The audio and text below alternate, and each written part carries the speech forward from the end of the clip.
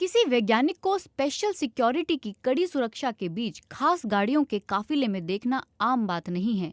वो भी तब जब ये सुरक्षा व्यवस्था देश के राष्ट्रपति के लिए तैनात की गई सुरक्षा व्यवस्था से भी ज्यादा हो। लेकिन यहाँ बात हो रही है डॉक्टर अब्दुल कदीर खान की, जिन्हें AK खान के नाम से भी जाना जाता है, और ये कोई आम वैज्ञानिक नहीं है। डॉक्टर अब्दुल कदीर खान को पाकिस्तान के परमाणु कार्यक्रम का जनक माना जाता है। इस साल 1 अप्रैल को डॉक्टर खान 83 साल के हो जाएंगे। पेशे से इंजीनियर डॉक्टर खान 1 दशक से भी ज्यादा वक्त तक परमाणु बम बनाने की तकनीक, मिसाइल बनाने के लिए यूरेनियम की एनरिचमेंट, मिसाइल में लगने वाले उपकरण और पुर्जों के व्यापार में काम कर चुके हैं।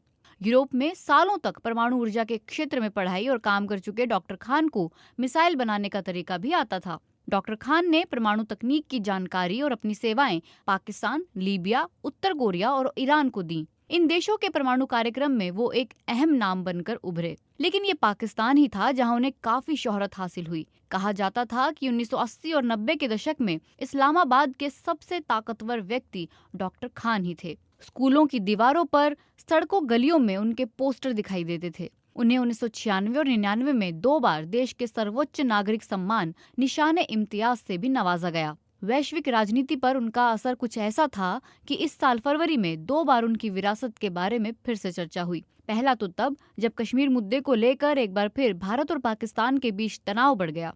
दोनों ही देशों के परमाणु हथियार संपन्न होने की वजह से इस तनाव की परछाई विश्व समुदाय पर भी पड़ी। और दूसरा तब जब अमेरिका और उत्तर कोरिया के बीच परमाणु निरस्त्रीकरण को लेकर हनोई में चल रही बातचीत बेनतीजा रही। ये जानने के लिए कि किस तरह एक वैज्ञानिक ने परमाणु हथियारों के व्यापार से जुड़ी खुफिया जानकारी चुराई और इसे उन देशों को बेचा जो उस दौर में राजनीतिक तौर पर अस्थिर थे, हमें उस वैज्ञानिक के इतिहास में झांकना होगा और उस दौर के हालात को समझना होगा। डॉक्टर अब्दुल कदीर खान का जन्म अविभाजित भारत के भोपाल में 1935 में एक साधारण परिवार में हुआ था। उस वक्त यहाँ ब्रिटिश हुकूमत थी। जब भारत आजाद हुआ तो खान परिवार पाकिस्तान में जाकर बस गया।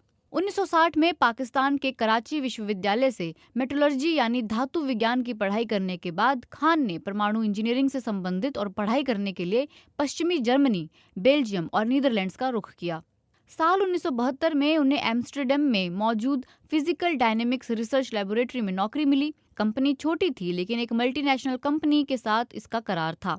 बाद में परमाणु उपकरणों और खुफिया जानकारी के बाजार की दुनिया में डॉक्टर खान के लिए उनका ये काम अहम रहा। ब्रिटिश, जर्मन और डच मूल की कंपनियों का ये संघ परमाणु ऊर्जा के उत्पादन करने के लिए यूरेनियम एनरिचमेंट के शोध और विकास के लिए काम करता था। इसके लिए वो सस्ती तकनीक का इस्तेमाल करते थे जिसका नाम था जिपी सेंट्रीफ्यूज।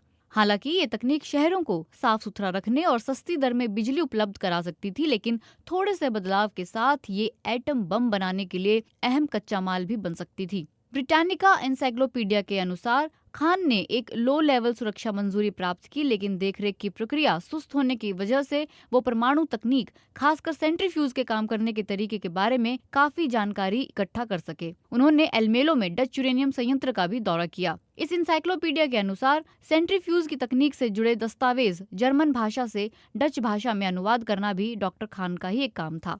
साल 1974 में जब भारत ने अपना पहला परमाणु परीक्षण किया, पाकिस्तान के ये engineer doctor Khan physical dynamics research laboratory में ही काम कर रहे थे। अमेरिकी पत्रिका फॉरेन अफेयर्स में साल 2018 में छपे एक लेख में कहा गया था कि इस घटना ने डॉक्टर खान के अंदर छिपे राष्ट्रवाद को एक तरह से चुनौती दी और पड़ोसी मुल्क से बराबरी करने में पाकिस्तान की मदद करने की कोशिश करने लगे। इसी साल उन्होंने पाकिस्तानी खुफिया विभाग के साथ काम करना शुरू कर दिया था। पत्रिका के मुताबिक CIA और डच की खुफिया एजेंसियों ने उनकी हरकतों पर नजर रखना शुरू कर दिया था, लेकिन उन्हें रोकने के बजाय उन्होंने पाकिस्तान के परमाणु हथियार बनाने की कोशिश और तस्करी के नेटवर्क के बारे में पता लगाने के लिए उनकी जासूसी करने का फैसला किया। पत्रिका में लिखा गया है कि इस बारे में कोई जानकारी नहीं है कि डॉक्टर खान को उनकी जासूसी होने का पता था या नहीं, लेकिन दिसंबर 1975 में एक दिन अचानक डॉक्टर खान और उनका परिवार हॉलैंड छोड़कर पाकिस्तान चला गया। इस दौरान उन्होंने बार बार कहा कि उनके कार्यक्रम के पीछे सेना का कोई उद्देश्य नहीं है, लेकिन 1998 में हुए परमाणु परीक्षण के बाद उन्होंने स्वीकार किया कि मुझे कभी कोई संदेह नहीं था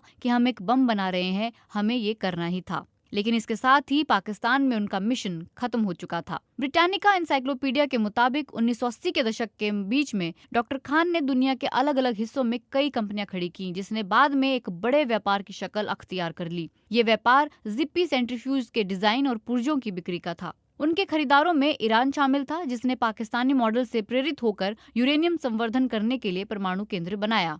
डॉक्टर खान ने लीबिया को भी परमाणु तकनीक बेची, लेकिन साल 2003 में अमेरिका ने उनके परमाणु कार्यक्रम पर एक तरह से रोक लगा दी। इसके बाद अमेरिका ने डॉक्टर खान और उनकी कंपनियों पर प्रतिबंध लगाए। अमेरिकी दबाव के कारण पाकिस्तान के इस वैज्ञानिक को उन्हीं के देश में गिरफ्तार कर लिया गया। 4 फरवरी 2004 को टेलीविजन पर प्रसारित एक कार्यक्रम में उन्होंने परमाणु तकनीक के अंतर्राष्ट्रीय तस्करी की पूरी जिम्मेदारी स्वीकार की। उस वक्त बीबीसी को दिए एक इंटरव्यू में डॉक्टर खान ने कहा था, मुझे बेहद अफसोस है और बिना शर्त माफी मांगता हूँ। उन्होंने ये भी माना कि उन्होंने उत्तर कोरिया, ईरान और इराक को परमाणु तकनीक दी थी। अपने बयान में उन्होंने अपने व्यापार में सरकार या सेना के शामिल होने की बात को खारिज कर दिया। हालांकि एनसाइक्लोपीडिया के अनुसार कई परमाणु विशेषज्ञों को इस पर विश्वास नहीं हुआ।